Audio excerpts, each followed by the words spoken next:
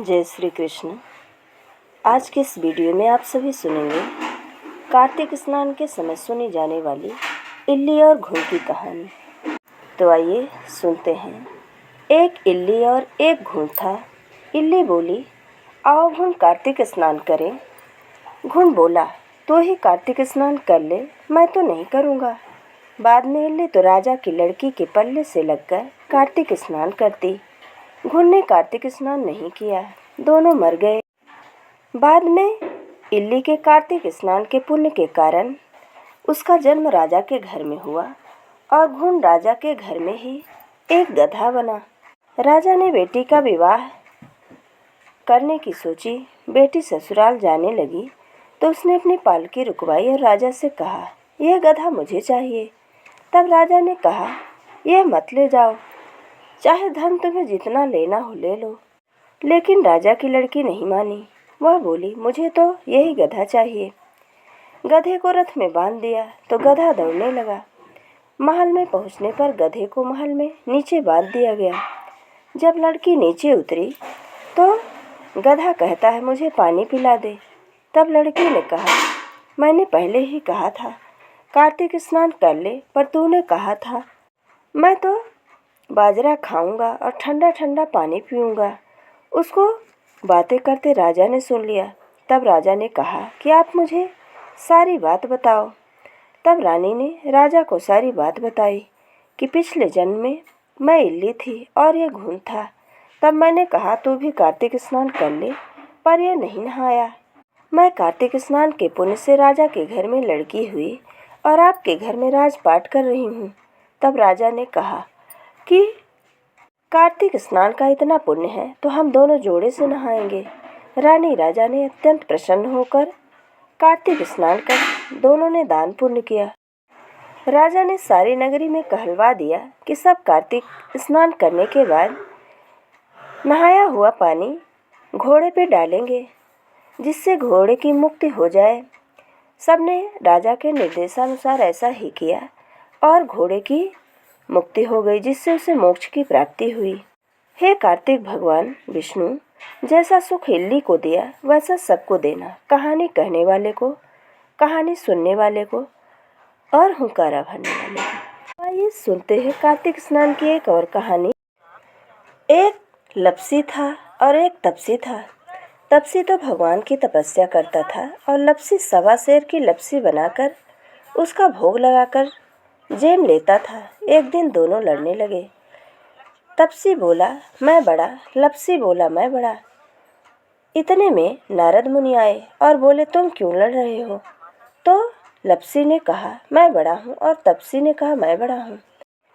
तपसी बोला, मैं सारे दिन भगवान की पूजा करता हूँ। यह सुन नारद जी ने कहा, मैं तुम्हारा फैसला कर दूंगा। दूसरे दिन तपसी नहा कर आए तो नारद जी ने 1.25 करोड़ की अंगूठी उनके आगे फेंक दी। लप्सी का ध्यान उस अंगूठी पर नहीं गया। तपसी तपस्या करने बैठा था, लेकिन उसे अंगूठी दिखी। उसने अपने घुटने के नीचे दबा ली और तपस्या करने लगा। लप्सी बनाकर उसका भगवान को भोग लगाया और नीचे बैठकर जेमने लगा। इतने में नारद जी आए। तब उन्होंने पूछा कि कौन बड़ा है?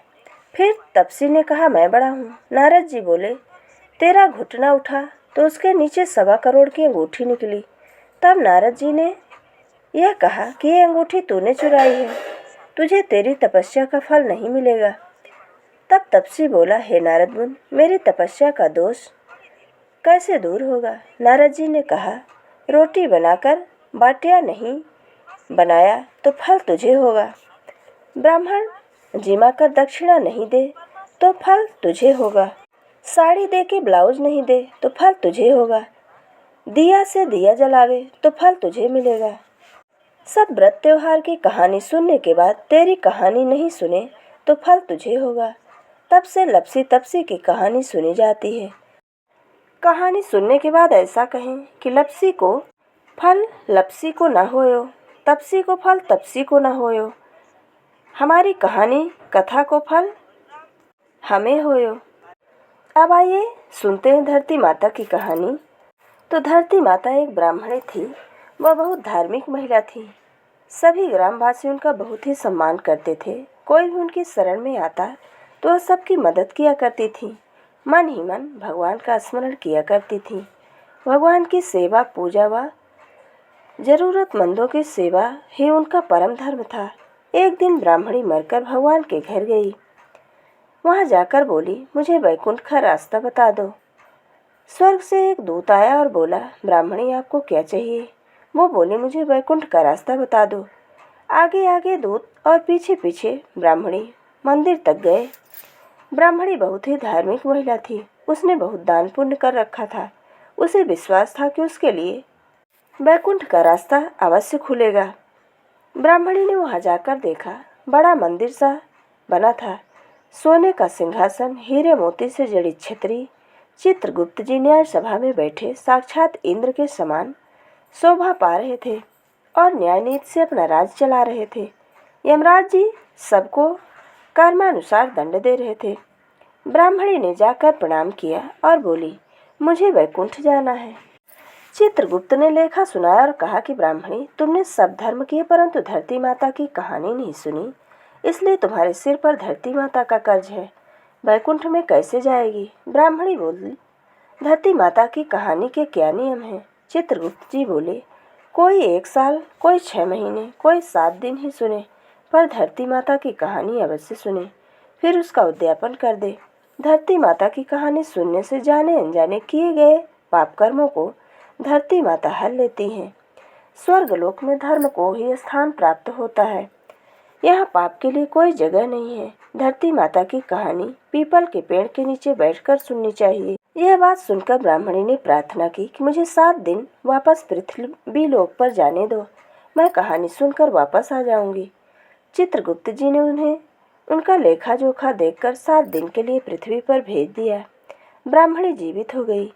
ब्राह्मणी ने अपने परिवार वालों से कहा कि मैं 7 दिन के लिए धरती माता की कहानी सुनने के लिए वापस आई हूँ। इस कथा को सुनने से बड़ा ही पुण्य मिलता है। उसने पीपल के पेड़ के नीचे बैठकर परिवार के साथ 7 दिन तक माता की कथा सुनी। 7 दिन पूरे होने पर वापस धर्मराज जी का बुलावा आया और ब्राह्मणी को वैकुंठ में श्री हरि के चरणों में स्थान प्राप्त हुआ।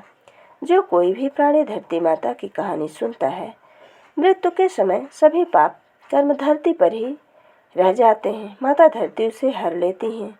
वह प्राणी को वैकुंठ में स्थान प्राप्त होता है। धरती माता की जय हो। धरती माता की सदा जय हो। जय बोलो धरती माता की। ये थी कार्तिक स्नान के समय सुनी जाने वाली कहानियाँ। जय श्री कृष्ण। राधे राधे।